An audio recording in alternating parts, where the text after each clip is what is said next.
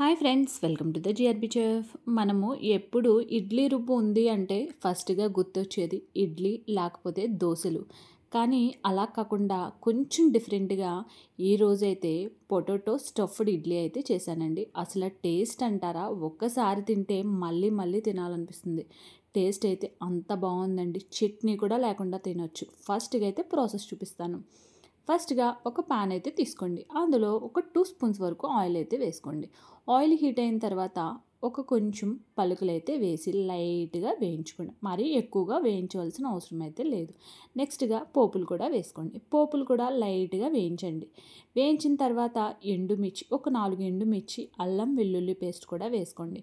ఈ అల్లం వెల్లుల్లి పేస్ట్ నూనెలో పచ్చివాసన పోయే వరకు కూడా వేయించండి. నెక్స్ట్గా కరివేపాకు, చిన్న మెంతు పొడి, మసాలా పొడి 1 స్పూన్ వరకు కూడా వేసుకోండి. వేసి ఇవన్నీ కూడా బాగా ఆయిల్లో అయితే వేయించండి. ఇవన్నీ సరే వేగిన తర్వాత నేను ఇక్కడ బాగా స్మాష్ చేసిన పొటాటో అయితే తీసుకున్నానండి. ఒక 4 పొటాటోస్ వరకు కూడా నేనైతే తీసుకున్నాను. ఈ పొటాటో కూడా మొత్తం అంతా కూడా ఈ ఆయిల్లో బాగా వేయించండి. ఇక్కడైతే వాటర్ అస్సలు యాడ్ చేయవలసిన అవసరం అయితే లేదండి. మనకి జస్ట్ స్టఫ్కు మాత్రమే ఇలా అయితే మనం చేసుకోవాలి. వాటర్ అయితే అస్సలు యాడ్ చేయవలసిన అవసరం అయితే ఉండదు.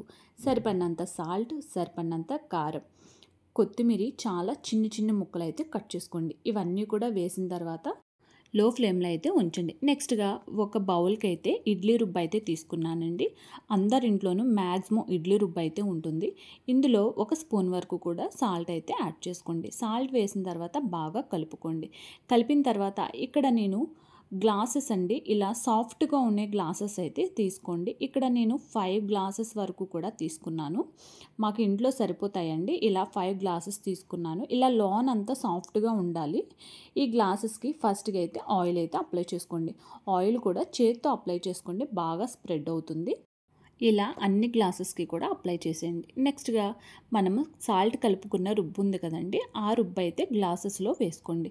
మనకి పైన కొంచెం స్పేస్ ఉండేటట్టుగా వేసుకోండి. మరీ గ్లాస్ ఫుల్గా అయితే వేసుకోవద్దండి. కొంచెం నేను ఇక్కడ చూపిస్తున్నాను కదా, ఆ విధంగా అయితే వేసుకోండి.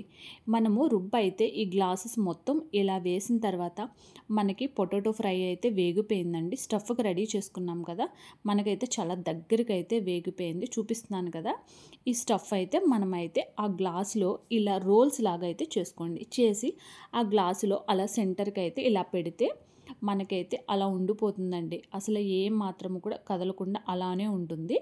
ఇలా మొత్తం అన్ని గ్లాసెస్లో కూడా ఇలానే ఫిల్ చేసుకుందాము. పొటాటో స్టఫ్ ఇలా ఉండడం వల్ల అసలు మనకి ఈ ఇడ్లీకి అయితే చట్నీ కూడా అవసరం లేదండి.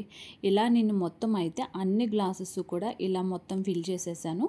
పైన 1 స్పూన్ వరకు కూడా రుబ్బు అయితే వేసుకోండి. మనకి ఇడ్లీ రుబ్బు ఉంది కదా, ఆ ఇడ్లీ రుబ్బు అయితే పైన అలా 1 స్పూన్ అయితే సరిపోతుందండి. మరీ నిండగా అయితే వేయొద్దు, మళ్ళీ పైకి వచ్చేస్తుంది. మనకి ఇడ్లీ పాత్ర ప్రతి ఒక్కరింట్లోనూ ఉంటుందండి. ఇలాంటి ఇడ్లీ పాత్ర అయితే వాటర్ అయితే కొంచెం ఎక్కువగానే వేసుకోండి.